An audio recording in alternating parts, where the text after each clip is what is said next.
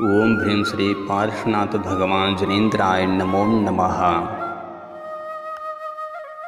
भक्त को भगवान से कुछ याचना नहीं करनी चाहिए। जिस भक्ति के माध्यम से मुक्ति का साम्राज्य मिल सकता है, उससे संसार की तुच्छ वस्तु मांगकर भक्ति को क्यों दूषित करते हो। प्रभु के हृदय की बात जब तक नहीं समझोगे तब तक उन जैसी चैतन्य परिणति को प्राप्त नहीं कर सकते। आज तक जितने भी जीव अनंत सुखी हुए हैं, अर्थात मोक्ष गए हैं या जा रहे हैं अथवा भविष्य में जावेंगे, वह सब ज्ञान का ही प्रताप है। ऐसा मुनियों के नाथ जिनेन्द्र भगवान कहते, सम्यक ज्ञान की तो अनंत महिमा है ही, पर सम्यक दर्शन की महिमा जिनागम में उससे भी अधिक बताई गई है, गाई गई है। क्यों और कैसे? मान लो रिक्शा चलाने वाला वह करोड़पति बालक अब 25 वर्ष का युवक हो गया है। उसके नाम जमा करोड़ रुपयों की अवधि समाप्त हो गई है। फिर भी कोई व्यक्ति बैंक से रुपये लेने नहीं आया। बैंक ने समाचार पत्रों में सूचना प्रकाशित कराई कि अमुक व्यक्ति के इतने रुपये बैंक में जमा है, वह 1 माह के भीतर आकर ले जावे। यदि कोई व्यक्ति 1 माह के भीतर नहीं आया तो लावारिस समझकर रुपये सरकारी खजाने में जमा करा दिए जावेंगे। उस समाचार को उस युवक ने भी पढ़ा और उसका हृदय प्रफुल्लित हो उठा, पर उसकी वह प्रसन्नता क्षणिक साबित हुए, क्योंकि अगले ही क्षण उसके हृदय में संशय के बीज अंकुरित हो गए।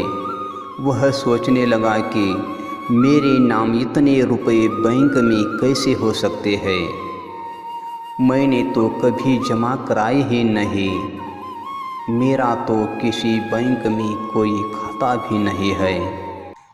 फिर भी उसने वह समाचार दोबारा बारे, पाया कि वह नाम तो उसी का है, पिता के नाम के स्थान पर उसी के पिता का नाम अंकित है। कुछ आशा जागृत हुई, किंतु अगले क्षण ही उसे विचार आया कि हो सकता है इसी नाम का कोई दूसरा व्यक्ति हो और सहज संयोग से ही उसका पिता का नाम भी यही हो। इन प्रकार वह फिर शंकाशील हो उठा। इस प्रकार जानकर भी उसे प्रतीति नहीं हुई, इस बात का विश्वास जागृत नहीं हुआ कि ये रुपये मेरे ही है। जान लेने पर भी कोई लाभ नहीं हुआ। इससे सिद्ध होता है कि प्रतीति बिना, विश्वास बिना, जान लेने मात्र से भी कोई लाभ नहीं होता। अतः ज्ञान से भी अधिक महत्व श्रद्धान का है, विश्वास का है, प्रतीति का है। इसी प्रकार शास्त्रों में पढ़कर हम यह जान तो लेते हैं कि आत्मा ही परमात्मा है, अप्पा सो परमप्पा, पर अंतर में यह विश्वास जागृत नहीं होता कि मैं स्वयं परमात्मा स्वरूप हूँ, परमात्मा हूँ, भगवान हूँ। यही कारण है कि यह बात जान लेने पर भी कि मैं स्वयं परमात्मा हूँ, सम्यक श्रद्धान बिना दुख का अंत नहीं होता, चतुर्गता भ्रमण समाप्त नहीं होता, सच्चे सुख की प्राप्ति नहीं होती। समाचार पढ़कर वह युवक अपने साथियों को भी बताता है।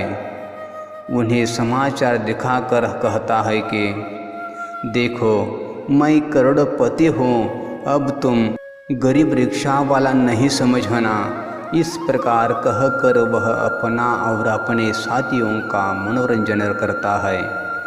एक प्रकार से स्वयं अपनी हंसी उड़ाता है। इसी प्रकार शास्त्रों में से पढ़ कर हम स्वयं अपने साथियों को भी सुनाते हैं, कहते हैं देखो हम सभी स्वयं भगवान हैं, दीनहीन मनुष्य नहीं। इस प्रकार की आध्यात्मिक चर्चाओं द्वारा हम स्वयं का और समाज का मनोरंजन तो करते हैं, पर सम्यक श्रद्धा के अभाव में भगवान होने का सही लाभ प्राप्त नहीं होता, आत्मानुभूति नहीं होती, सच्चे सुख की प्राप्ति नहीं होती, आकुलता समाप्त नहीं होती। इस प्रकार अज्ञानी जनों की आध्यात्मिक चर्चा भी आत्मानुभूति के बिना, सम्यक ज्ञान के बिना, सम्यक श्रद्धा के बिना मात्र बौद्धिक व्यायाम बनकर रह जाती है। समाचार पत्रों में प्रकाशित हो जाने के उपरांत भी जब कोई व्यक्ति पैसे लेने बैंक में नहीं आया तो बैंक वालों ने घोषणा कराई, रेडियो स्टेशन टीवी से अमुक व्यक्ति के इतने रुपये बैंक में जमा है, वह 1 माह के भीतर ले जावे, अन्यथा लावारिस समझकर सरकारी खजाने में जमा करा दिए जाएंगे। आकाशवाणी की उस घोषणा को रिक्शे पर बैठे बैठे उसने भी सुनी, अपने साथियों को भी सुनाए, पर विश्वास के अभाव में कोई लाभ नहीं हुआ। इसी प्रकार अनेक प्रवक्ताओं से इस बात को सुनकर भी कि हम सभी स्वयं भगवान हैं, विश्वास के अभाव में बात वही की वही रही। जीवन भर जिनवाने सुनकर भी, पढ़कर भी, आध्यात्मिक चर्चाएं करके भी आत्मानुभूति से अभूते रह गए, अछूते रह गए। समाचार पत्रों में प्रकाशित एवं आकाशवाणी से प्रसारित उक्त समाचार की ओर जब स्वर्गीय सेठ जी के उन अभिन्न मित्र का ध्यान गया, जिन्हें उन्होंने मरते समय उक्त रहस्य की जानकारी दी थी, तो वे तत्काल उस युवक के पास पहुँचे और बोले, बेटा तुम रिक्शा क्यों चलाते हो? उसने उत्तर दिया, यदि रिक्शा न चलाए तो खाएंगे क्या? उन्होंने समझाते हुए कहा, तुम तो करोड़पति हो, तुम्हारे तो करोड़ों रुपये बैंक में जमा है। अत्यंत गमगीन होते हुए युवक कहने लगा, चाचा जी आपसे ऐसी आशा नहीं थी, सारी दुनिया तो हमारा मजाक उड़ा ही रही है, पर आप तो बुजुर्ग हैं। चाचा जी उसके माथे पर हाथ फिरते हुए अत्यंत स्नेह से वे कहने लगे, सही मैं तेरी मजाक नहीं उड़ा रहा हूँ, तू सचमुच ही करोड़पति है। जो नाम समाचार पत्रों में वह तेरा ही नाम है। अत्यंत विनयपूर्वक वह बोला, ऐसी बात कहकर आप मेरे चित्त को व्यर्थ ही अशांतन करें। मैं मेहनत मजदूरी करके 2 रोटियां पैदा करता हूँ और आराम से जिंदगी बसर कर रहा हूँ। मेरे महत्वाकांक्षा को जगाकर आप मेरे चित्त को उद्वेलित कर रहे हैं। मैंने तो कभी कोई रुपये बैंक में जमा कराए ही नहीं, अथवा मेरे नाम से रुपये बैंक में जमा कैसे हो सकते हैं? चाचा जी बोलते हैं, अत्यंत गदगद होते हुए वे कहने लगे, तुम्हें पैसे जमा कराने की क्या आवश्यकता थी?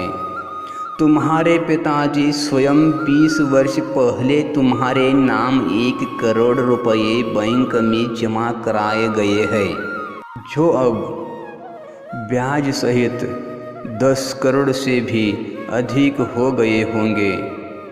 मरते समय यह बात वे मुझे बता गए थे। रिक्शा वाला यह बात सुनकर वह एकदम उत्तेजित हो गया। थोड़ा सा विश्वास उत्पन्न होते ही उसमें करोड़पतियों के लक्षण उभरने लगे।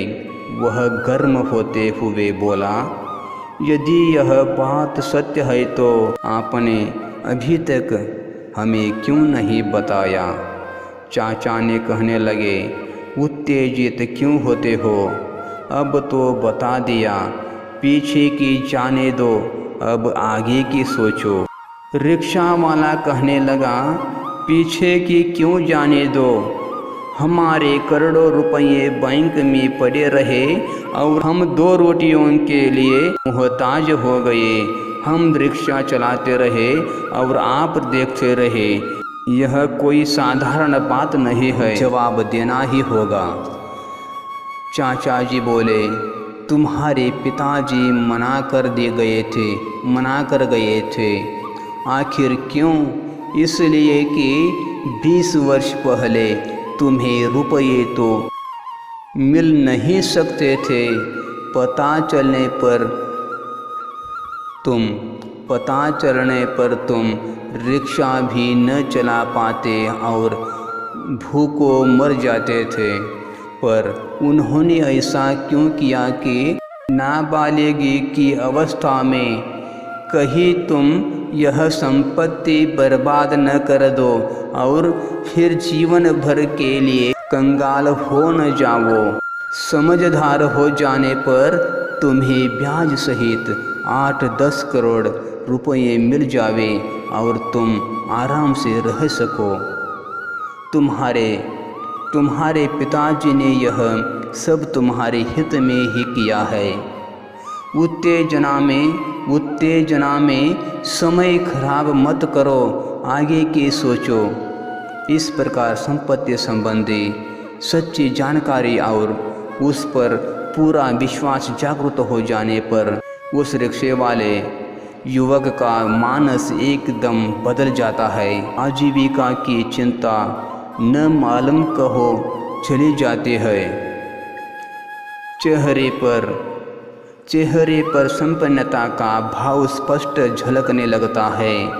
इसी प्रकार शास्त्रों के पठन, प्रवचनों के श्रवण और अनेक युक्तियों के अवलंबन से ज्ञान में बात स्पष्ट हो जाने पर भी अज्ञानी जनों को इस प्रकार ध्यान उदित नहीं होता कि ज्ञान का घन पिंड, आनंद का रसकंद, शक्तियों का संग्रहालय, अनंत गुणों का भगवान आत्मा मैं स्वयं ही हूँ।